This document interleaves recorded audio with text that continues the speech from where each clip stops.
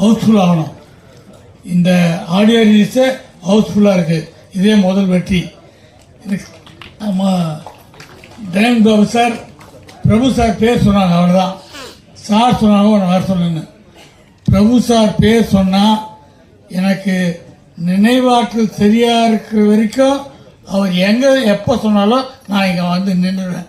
ஏன்னா அந்த ஒரு ஜீவன் என்ன ஓகே இந்த பையன் சொல்லனா இந்த மேடையில் நான் இல்லை. நான் வேணால் இப்போவாது பரவாயில்ல, ஏதோ சட்டை கட்டை போட்டு கொஞ்சம் பார்க்குற மாதிரி கொஞ்சம் உருவமாக இருக்கேன். நான் ஒரு 21 வயசு எப்படி இருந்திருக்கேன் பாருங்கள். என்னை பார்த்தா ஒரு டைரக்டராக மதிக்க மாட்டாங்க.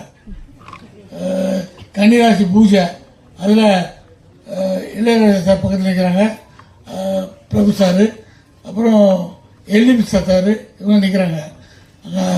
பூஜை செய்கிற ஐயர் வந்து எல்லார்ட்டையும் அந்த பூ இதெல்லாம் கொடுத்து ஆசீர்வாதம் வாங்குறாங்க. நானும் போய் கை நீட்டேன், என்னை தள்ளி விட்டார்.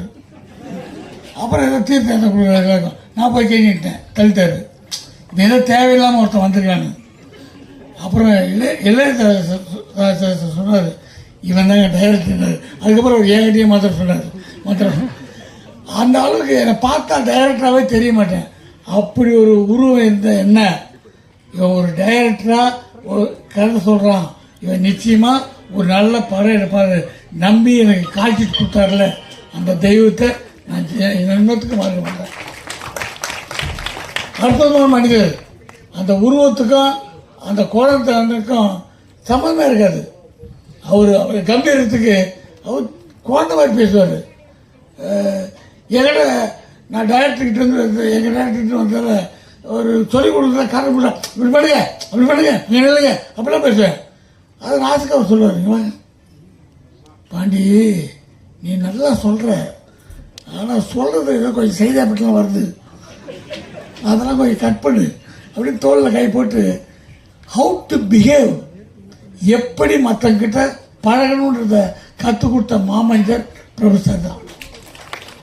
ஏன்னா சினிமா கற்றுக்கிட்டோம் அண்ணா இல்லை, இந்த உலகத்தை எப்படி பிழைக்கணும், யாராருக்கு எப்படி பழகணும், யாராருக்கு என்ன மரியாதை கொடுக்கணும், அதெல்லாம் பெரிய விஷயம். ஒரு யூனிவர்சிட்டி மாதிரி அற்புதமாக சொல்லிக் கொடுத்தாரு.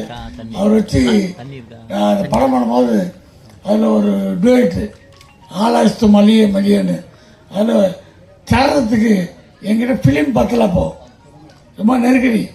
அதில் சரணம் முழுக்க ஒரே ஷாட் வச்சேன். சாரு எடுத்துட்டு ஆடினாரு. கோல்டன்